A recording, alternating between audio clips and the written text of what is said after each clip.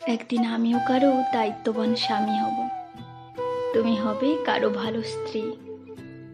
হয়তোবা দুজনেই একটা সুন্দর জীবন কাটাবো, কিন্তু কোনো এক নির্জন বিকেলে দীর্ঘ নিঃশ্বাসের সাথে বলে উঠব, মানুষটা কি আজও আমায় মনে রেখেছে, নাকি নতুন কাউকে পেয়ে সত্যি আমাকে ভুলে গেছে। আমাদের দুষ্টু মিষ্টি ঝগড়ার কথা, আমাদের অতীত, আমাদের স্মৃতি সবকিছুই হঠাৎ হঠাৎ মনে পড়বে। যখনই মনে পড়বে তখনই কেঁদে উঠব, আবার সবার থেকে লুকিয়ে পেছন ফিরে দু হাতে চোখ মুছবো।